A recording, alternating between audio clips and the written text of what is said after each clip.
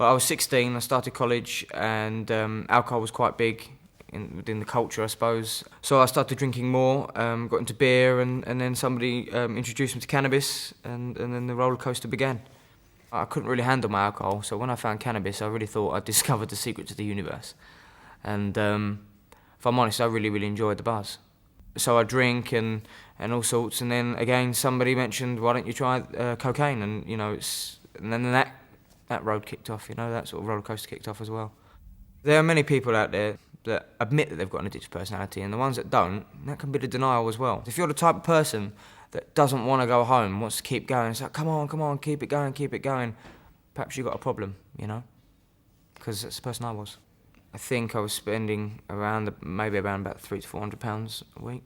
I didn't do it every day, but when I did it, I did it. It changed everything.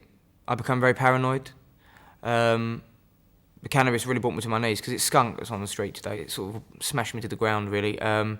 Deluded my sort of vision, of life, of where I was going. I didn't have any aspirations, didn't want to do anything, really, and I had lots of dreams to do, and I just couldn't be bothered to do anything. It wasn't working with family and friends at that point. I think for 5 years I didn't spend one single night in at home. I still lived at home at this time, and I pushed them away. And I was very angry. They remind me about my anger. I was very angry. Everything was smooth as long as you didn't talk to me. In the end, I was so tired of trying to work, do my professional life, and be this other person as well that was a secret user.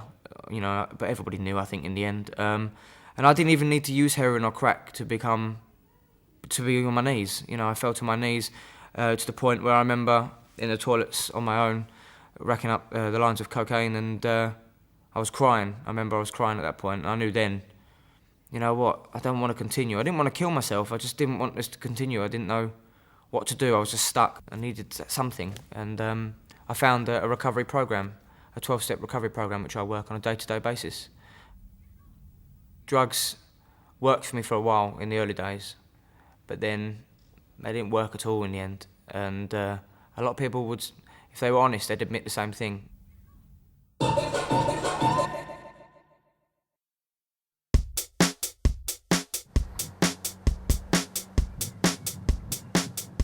I just think there's more to life than just drugs. I think there's more to life than just sitting there with a group of mates doing some ecstasy and then just having a little rush. I have been tempted quite a few times, but then I thought about my dance, thought about what could happen and the consequences, and just said no.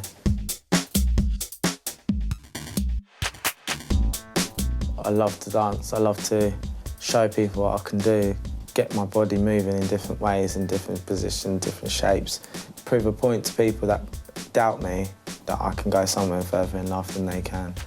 I think if you've got a passion in life that you want to get to and succeed to, you've got to stick to it. You can't just mess it up because there's no second chances in life.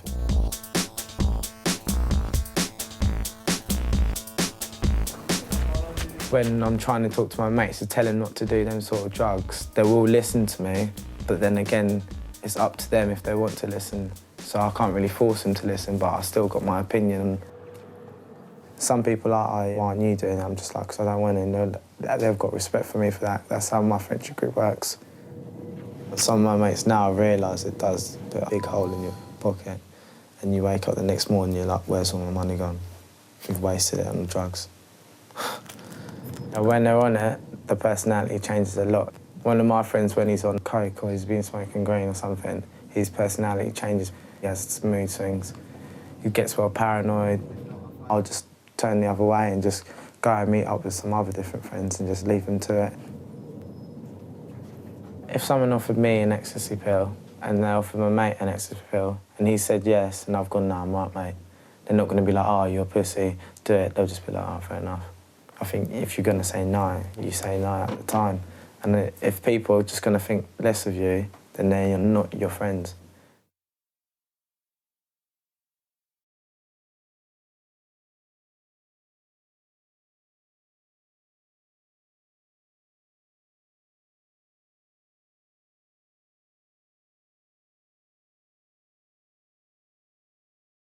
For more information, visit www.nhs.uk.